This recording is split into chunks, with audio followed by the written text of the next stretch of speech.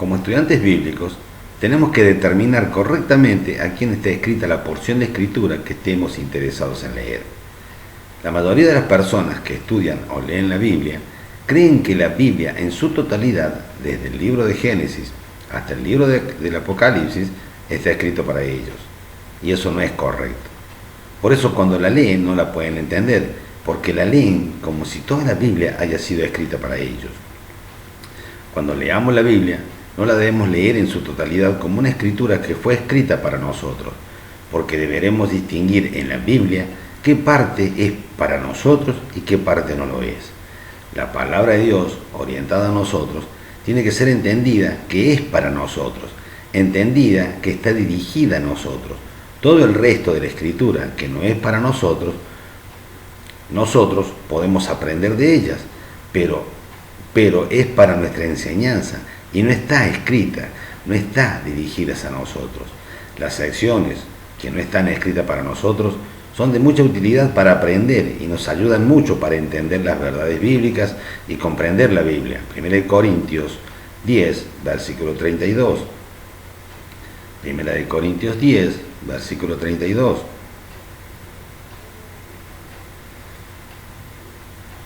No seáis tropiezo ni a judíos ni a gentiles, ni a la iglesia de Dios. No seáis tropiezo ni a judíos ni a gentiles, ni a la iglesia de Dios. Acá se puede apreciar a tres diferentes grupos, destinatarios que tienen la escritura: judíos, gentiles y la iglesia de Dios.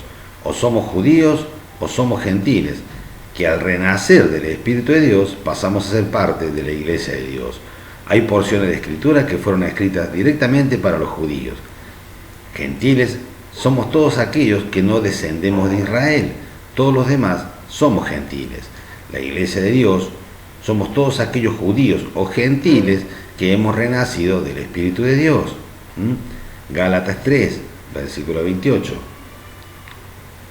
Gentiles somos todos aquellos que no descendemos del linaje de Israel, todos los demás somos gentiles.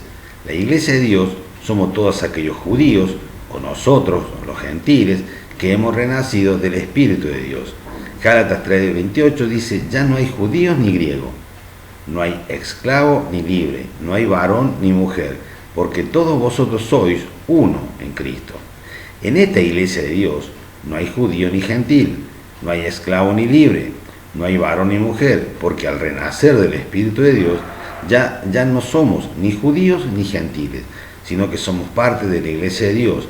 La Biblia entera está orientada a uno u otro de estos tres grupos, o está orientada a los judíos, o a los gentiles, o a la iglesia de Dios. Cuando se lee la Biblia es necesario dividirla por periodos de tiempo. Esos periodos de tiempo le llamamos administraciones. Tenemos estas administraciones o periodos principales en la palabra de Dios. El paraíso original, desde el libro de Génesis, en el libro de Génesis con Adán y Eva, ese es el paraíso original. Génesis 3, versículo 24. Génesis 3, versículo 24. El paraíso original es el periodo en el libro de Génesis con Adán y Eva.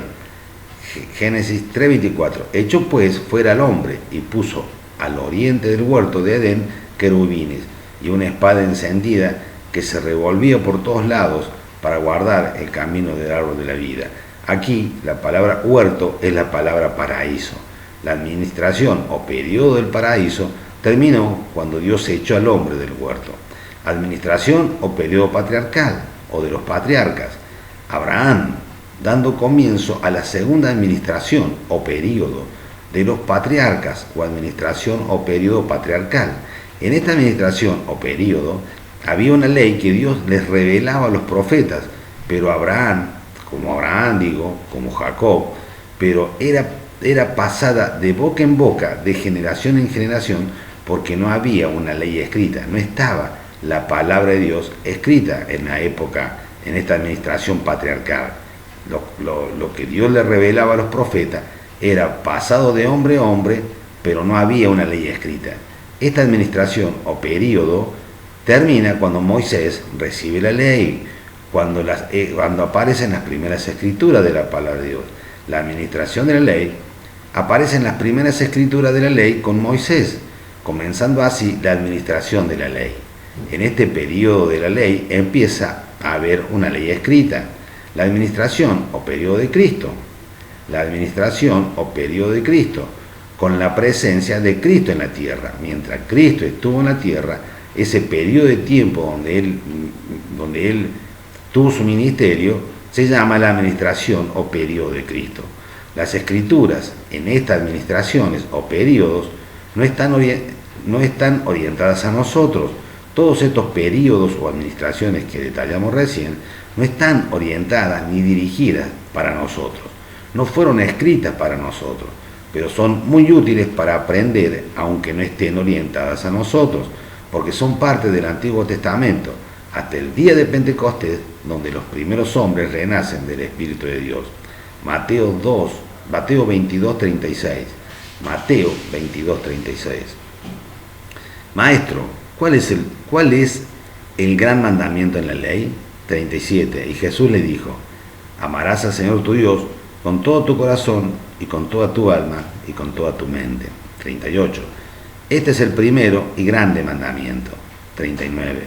Y el segundo es semejante: amarás a tu prójimo como a ti mismo. 40. De estos dos mandamientos,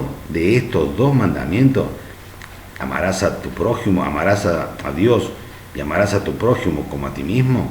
De estos dos mandamientos depende toda la ley y los profetas. Depende toda la ley y los profetas. De estos dos mandamientos depende toda la administración de la ley o la administración de los profetas.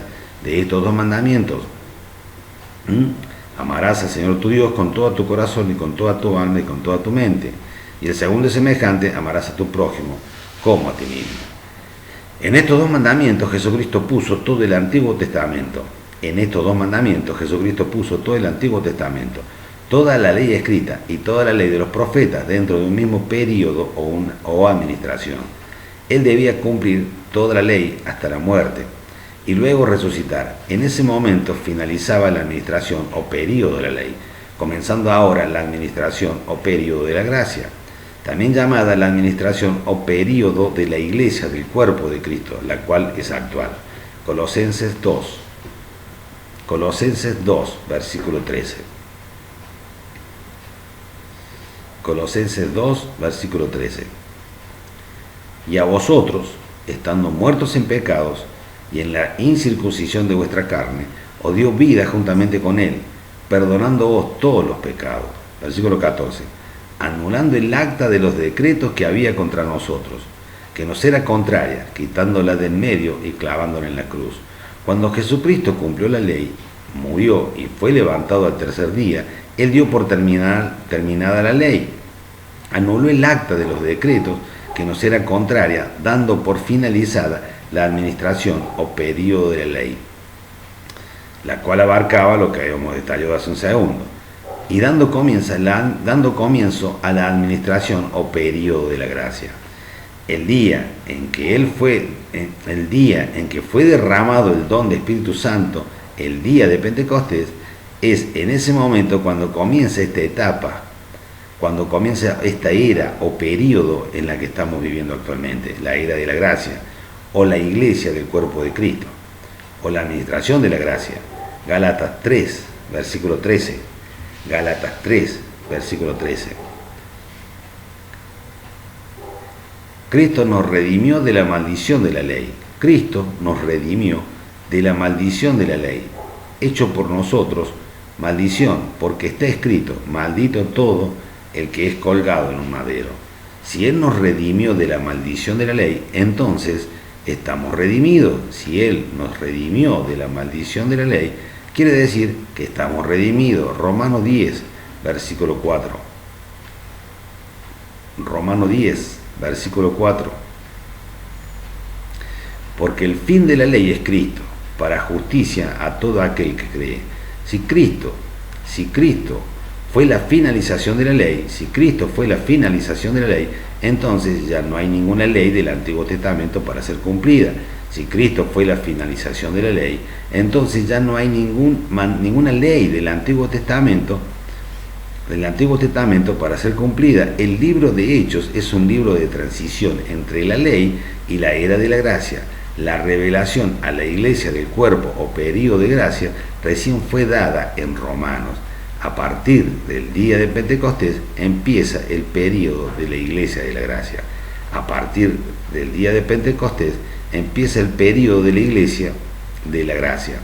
Esto lo ven en Hechos 2.2. Ahí en Hechos 2.2, a partir de Hechos 2.2, empieza el período de la iglesia de la gracia.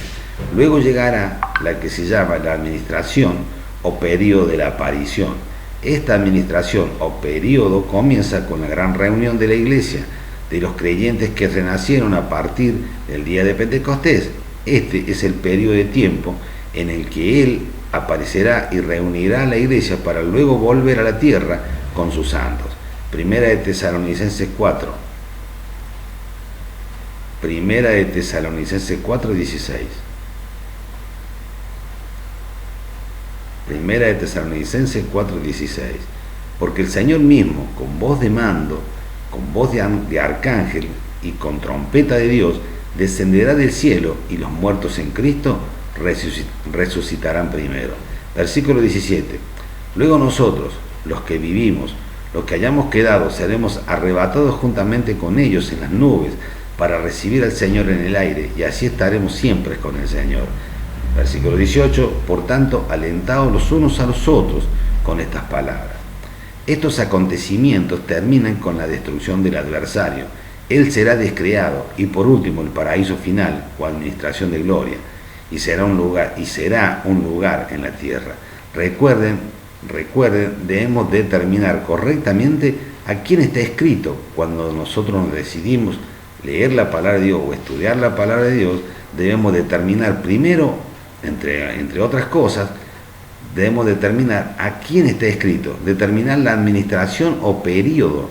Luego el versículo que presenta cierta dificultad debe comprenderse a la claridad del versículo de fácil comprensión.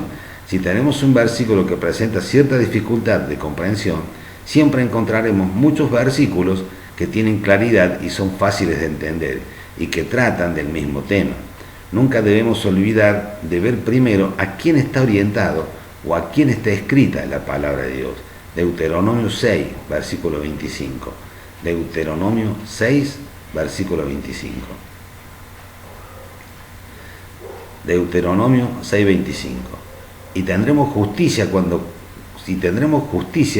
cuando cuidemos de poner por obra todos estos mandamientos delante de Jehová tu Dios, como Él nos ha mandado. Esto era para los judíos, para Israel. En el Antiguo Testamento, para ser justos, debían cumplir la ley. Para ser justos, debían cumplir la ley.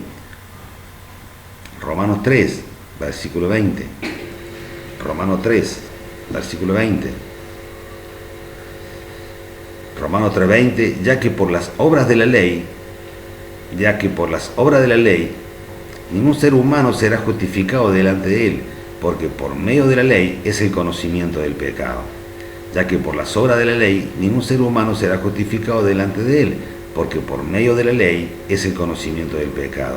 Si no determinamos bien a quién está dirigido, acá tendríamos una contradicción. Si no determinamos bien a quién está dirigido, acá tendríamos una contradicción. En Romanos, en la administración de la gracia, no somos justos delante de Él por cumplir la ley. Gálatas 2:16. En la administración de la gracia no somos justos delante de Él por cumplir la ley. Gálatas 2:16. Sabiendo que el hombre no es justificado por las obras de la ley. Acá lo dice Gálatas. Sabiendo que el hombre no es justificado por las obras de la ley. Gálatas está escrito en el Nuevo Testamento, está escrito para la administración de la Iglesia de la Gracia. En el Antiguo Testamento el hombre era justificado por cumplir la ley. Aquí Gálatas dice, sabiendo que el hombre no es justificado por las obras de la ley, sino por la fe de Jesucristo. Nosotros también hemos creído en Jesucristo para ser justificados por la fe de Cristo y no por las obras de la ley. Por cuanto por las obras de la ley nadie será justificado. Gálatas 3, versículo 11. Y que por la ley ninguno se justifica para con Dios. Es evidente, porque el justo por la fe vivirá. y que por la ley ninguno se justifica para con Dios. Es evidente porque justo por la fe vivirá.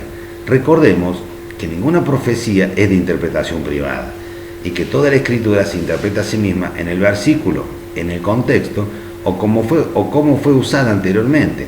Así podremos trabajar la exactitud y la integridad de la palabra de Dios responsablemente como verdaderos hijos de Dios que somos.